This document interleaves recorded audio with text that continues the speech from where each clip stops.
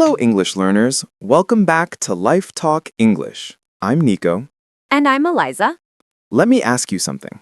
Why does talking about money feel so awkward sometimes? Right? You can ask a stranger about their cat, their favorite movie, even their breakup. But ask, how much does your rent cost? And suddenly it's like you asked for their deepest secret. Exactly. But here's the thing. If you want to live, work, and travel confidently in English, you must know how to talk about money.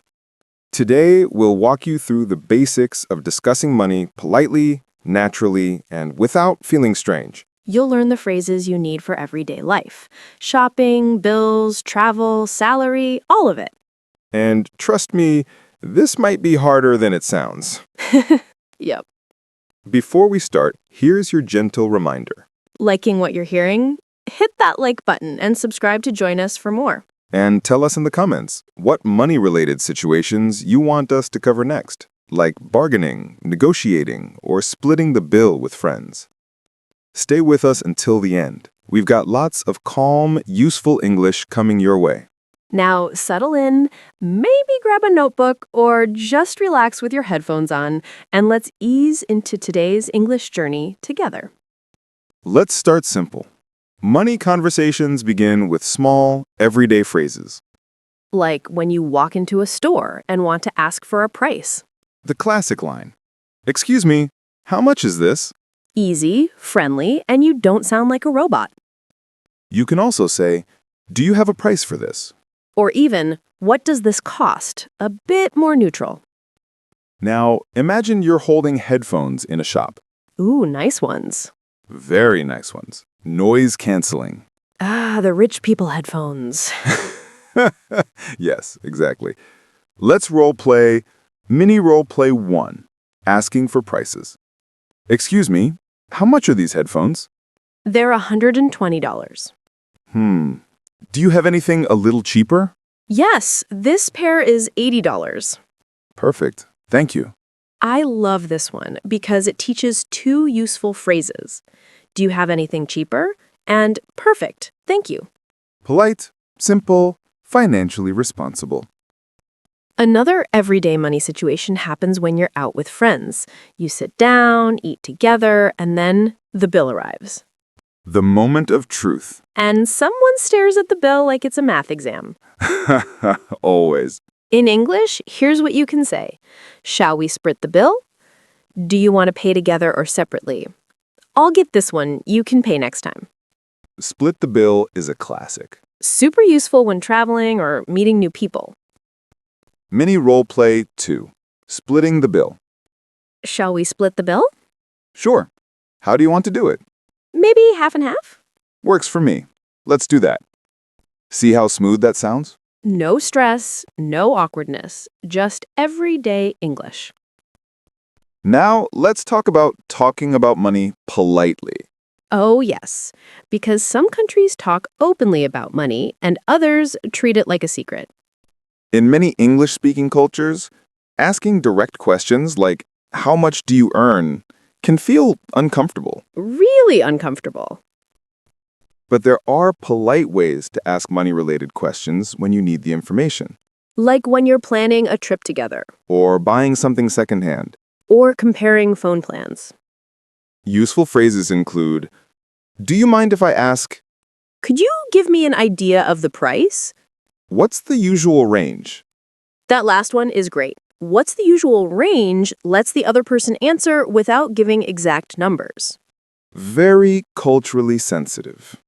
Mini role play 3, asking politely. "Do you mind if I ask how much your phone plan costs?" Not at all. It's about $25 a month. "Oh, that's not bad. Thanks." Anytime. See? Polite questions invite comfortable answers. Let's teach one more useful skill, talking about affordability. Ooh, yes. So many people need this when traveling. Instead of saying, "I'm poor," you can say, "It's a bit out of my budget. I'm trying to save right now. Maybe next time." Soft, polite, and natural. And nobody feels bad. Mini role play 4, saying something is too expensive. Do you want to join us for dinner at that fancy restaurant? I'd love to, but it's a bit out of my budget today. Maybe next time. Of course, no worries. We can pick somewhere cheaper next time. That's a kind way to communicate your needs. And people appreciate honesty when it's gentle. Before we wrap this section, here's your cultural tip. In many English-speaking places, people appreciate clarity. Not rude, not blunt, just clear. If you say, "I can't afford that right now," most people won't judge you. They'll probably reply, "Totally, understandable." Money conversations can feel awkward, but the more you practice these phrases, the more confident you'll feel. And that's exactly why we're here with you. One calm step at a time.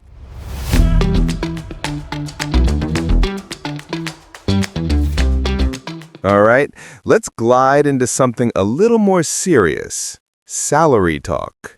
Oof, even the word salary makes some people sit up straight.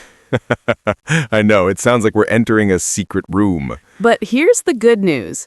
When you know the right English phrases, these conversations become way less scary. And way more professional. Today, we'll walk you through how to ask about salary politely, how to talk about raises, and what to say when discussing job offers. And we'll keep everything soft, friendly, and real life, just like always. First thing to remember, salary conversations in English-speaking workplaces often follow a polite, indirect style. Exactly. You don't walk into the office and say, "How much money are you giving me?" Unless you want to be unemployed immediately. Instead, you use gentle phrases like, "Could we talk about the compensation package?" "I'd like to discuss my salary when you have a moment." Or, "Is now a good time to review my performance and pay?" Compensation package is the fancy business phrase for salary plus benefits. Sounds very grown up, right? Too grown up. Makes me want coffee. Mini role play 1. Asking to discuss salary politely. I'd like to discuss my salary when you have a moment. Of course. How about this afternoon at 3? That works for me. Thank you. Happy to help. Notice the tone. Calm, neutral, respectful. No pressure, no fear. Another important situation, job offers. When you get a new job, sometimes the salary isn't clear at first. Or the offer is lower than you expected. In English, you can respond politely by saying, "Could you clarify the salary range for this role? Is the offer flexible?" Or, "I was hoping for something closer to..." That last line is gold. Simple, honest, not aggressive. And it shows confidence, just the right amount. Many role played 2, discussing salary for a new job. "We'd like to offer you the position. The salary is $42,000 a year." Thank you so much. I was hoping for something closer to $48,000. Is there any flexibility? "Let me check with the team and get back to you." I appreciate that. Smooth, right? No drama, no panic, just a professional tone. Now let's talk about asking for a raise. Ooh, yes, this is the scary one for many learners. But English has kind, non-threatening phrases that help you ask confidently. For example, "Based on my recent responsibilities, I'd like to discuss a possible raise." Or, "I believe I've added value this year and I'd love to review my compensation." "Is this a good time to talk about my growth and salary?" Added value is a great phrase. It's like telling your boss, "I've been useful, look at me." Exactly. Mini role play 3, asking for a raise. I'd like to talk about my growth in salary when you have time. Sure, what's on your mind? I've taken on new responsibilities this year, and I feel I've added value to the team. I'd like to discuss a possible raise. That's completely fair. Let's schedule a meeting for Thursday. See? Calm confidence. No begging, No apologizing, just professional communication. Here's another key phrase. Cost of living. Oh, yes. For example, rent goes up, groceries go up And suddenly your wallet goes down. every year. You can use it like this. Due to the rising cost of living, I'd like to review my current salary if possible. Kind, reasonable, and very normal in English-speaking companies. Now, let's switch to another context. Understanding someone else's pay expectations. This happens a lot in freelance work, business calls, or collaborations. Instead of asking, how much do you want? You can say, what's your expected rate? Or, do you have a preferred range? Or, what's your usual fee for this type of project? These phrases make you sound professional instantly. Mini role play 4. Asking about someone's fee. What's your usual fee for this type of project? I usually charge between $200 and $300. Great, that works for our budget. Perfect. This kind of short exchange happens all the time online. Fiverr, Upwork, Instagram, everywhere. Before we close this section, let's give a cultural reminder. In English-speaking workplaces, salary conversations are totally normal when done politely. You don't need to feel guilty. You don't need to feel embarrassed. You're simply advocating for yourself. And that's something every learner deserves to feel confident doing.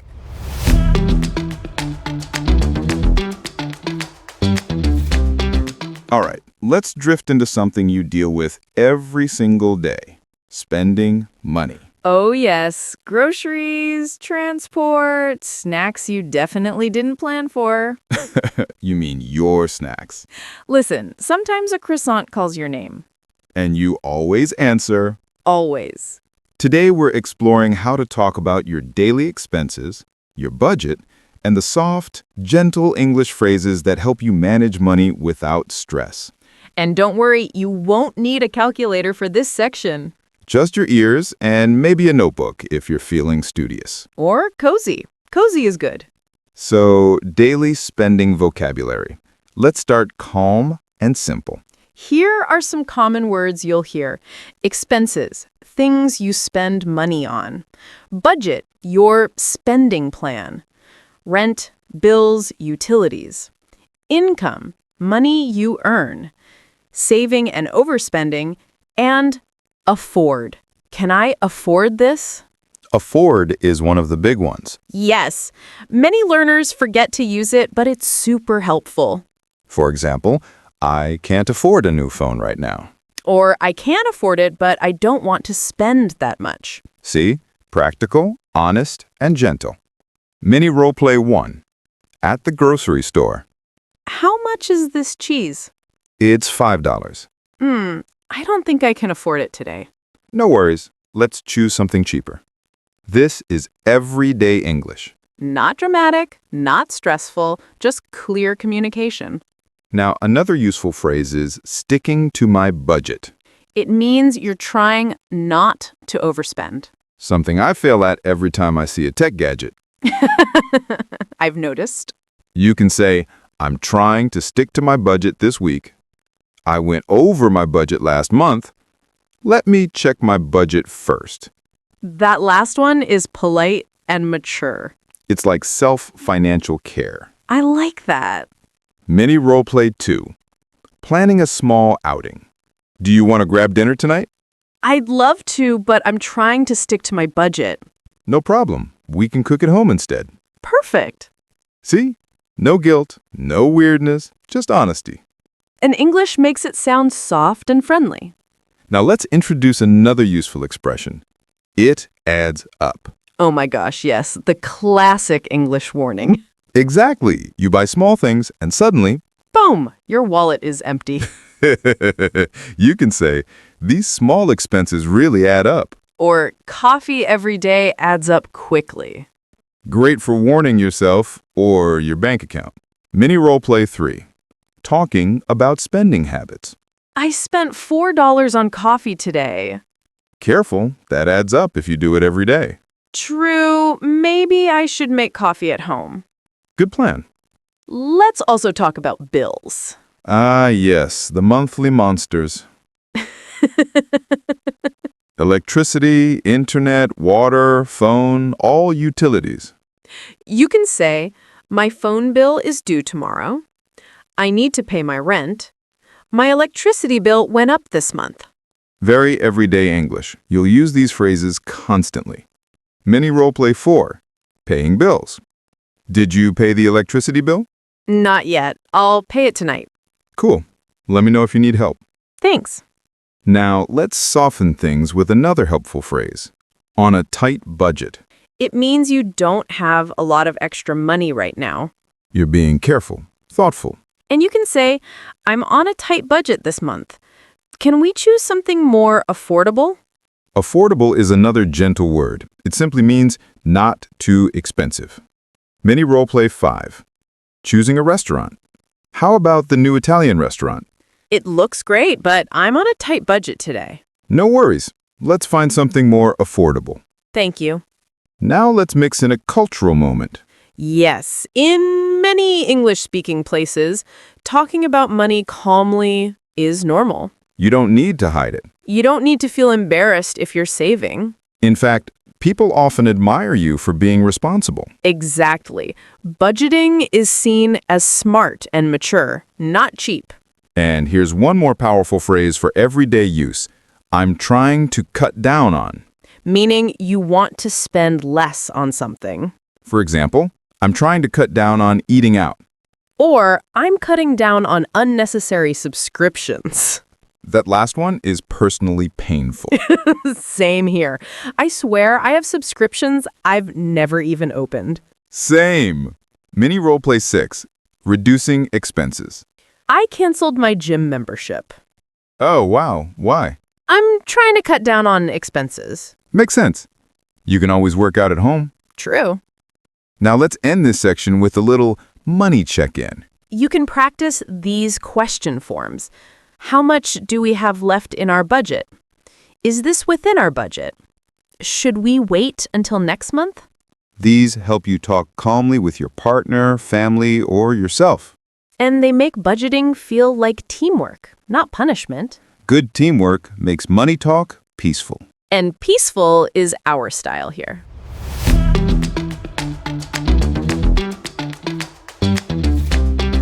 All right.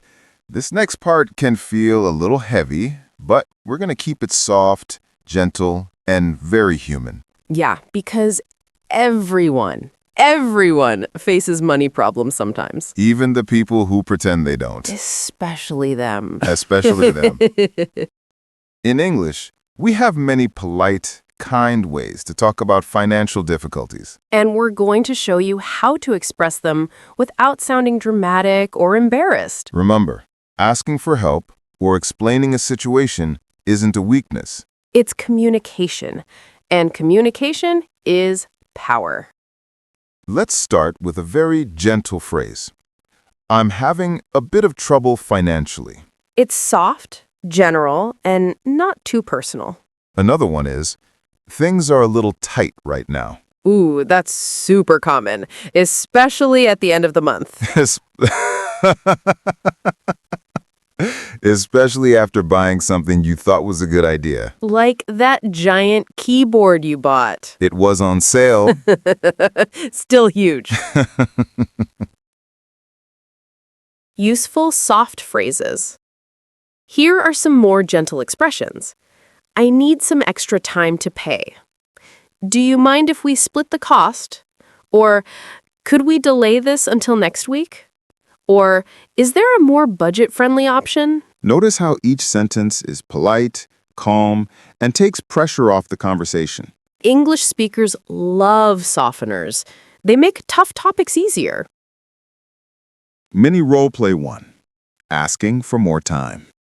Hey, I still owe you for the tickets. It's okay. Take your time. Thanks. Things are a little tight this week. No problem at all. See? No drama. Just kindness and communication. Another helpful expression is, I'm trying to manage my expenses right now. It sounds mature, responsible, like you're taking control of your situation. And here's a strong but polite sentence. Could we go with something more affordable? It saves friendships, trust me. And relationships. Definitely. Many role play too. Changing plans. Want to try that new restaurant tonight? I'd love to, but could we choose something more affordable? Sure. There's a cozy cafe nearby. Perfect. Now let's introduce one more phrase. I'm on a tight deadline financially. Meaning you need to pay something soon or you're under pressure, You can use it with companies, not just friends. like your phone provider or landlord. Mini role play 3. Speaking to customer service. Hi, I'm calling about my bill. Sure, how can I help? I'm on a tight deadline financially. Could I have until Monday to pay? That's completely fine. I'll update your account. That's real-world English right there. And notice, she wasn't rude, angry, or ashamed. Just honest. Let's talk about asking someone for help. A delicate art. Yes, but English gives you soft, indirect ways to do it. Try these. Do you think you could help me out? Or would it be possible to borrow a small amount? Or I'll pay you back as soon as I can. Add warm tone, and you're good. Mini role play 4. Borrowing money. Hey, Nico, could you help me out with $20? Yeah, of course. What do you need it for? Just groceries. I'll pay you back Monday. No rush. See? Short, simple, doable English. And respectful on both sides. Now, sometimes you might be the one who needs to say no. And that's okay too. English gives polite ways to decline without hurting feelings. Like, I wish I could, but I'm not able right now. Or, I'm also managing my budget carefully. Or, maybe next time. Many role play 5. Saying no politely. Could you lend me some money? I wish I could, but I'm managing my budget right now. No worries at all. Thanks anyway. Anytime. See? Respectful. No awkward silence. No tense music in the background. Yeah, exactly. Now let's add a little cultural note. In many English-speaking countries, people value independence. So when you ask for help, being polite and clear is appreciated. And when you say no, being gentle matters. It keeps relationships peaceful. And communication open. Here's another useful tool. I need to prioritize. Such a grown-up phrase. It really is. It really is. You can say, I need to prioritize rent this month. Or, I'm prioritizing savings right now. Or, I need to prioritize some bills first. Mini role play 6. Explaining your priorities. Want to join me for a weekend trip? I'd love to, but I need to prioritize my bills this month. Totally understandable. Maybe next time. Definitely. And before we wrap this section, here's a phrase that gives honesty without oversharing. It's been a challenging month financially. Soft, real, mature. You're not complaining, you're just explaining. And that's the heart of good communication.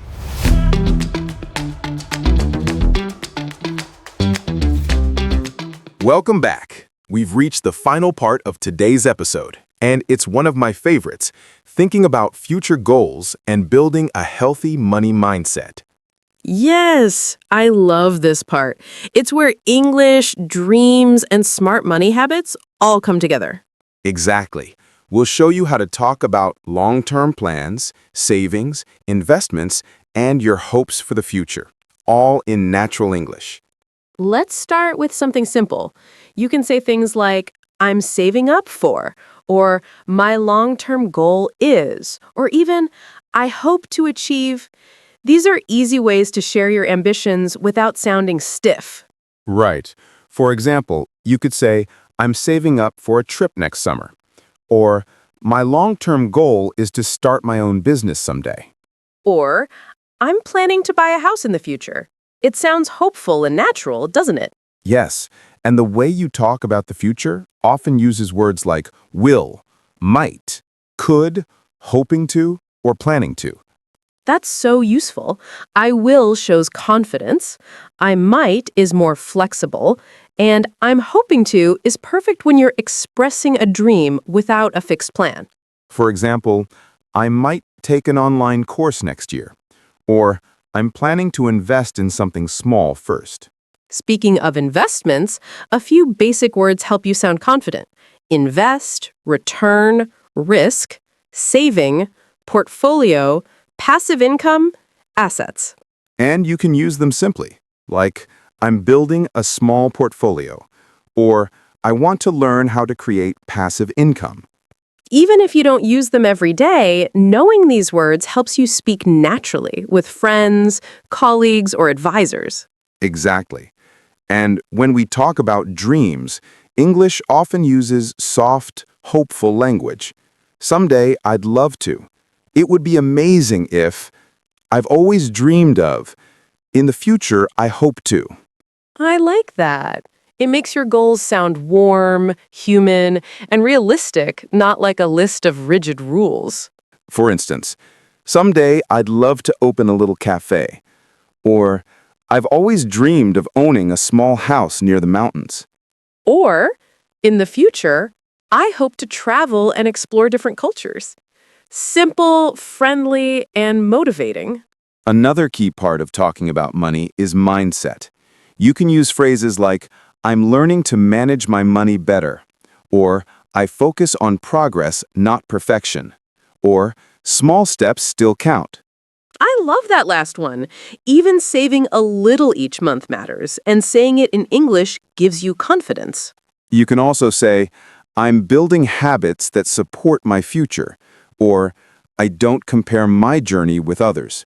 It keeps your focus positive. I notice a lot of learners feel discouraged when they compare themselves to others. Using these phrases makes it easier to stay calm and motivated. Exactly. And practical planning phrases help too. You might say, I'm putting aside a fixed amount each month. Or, I'm trying to build an emergency fund. Or, I want to upgrade my skills for better opportunities. Or even, I'm exploring different investment options to secure my future. Each sentence shows you're proactive without feeling pressured. When you share these ideas with friends or colleagues, you sound confident and responsible, and it's very natural English. Yes, and notice how we keep the tone gentle and friendly. You don't need to sound perfect, just clear, honest, and positive. That's a perfect mindset, not only for money, but for life. Step-by-step progress, small achievements, and steady planning. And when you talk about your goals in English, you're practicing both language and life skills at the same time. Exactly. So remember, your financial journey is like learning English. Small steps, consistent practice, and patience. Celebrate little wins, keep learning, and don't worry about being behind anyone else. Use your phrases, express your dreams, stay motivated, and speak confidently about your future. That's what this episode is all about. And with that, we've reached the end of today's episode. Keep learning, keep growing.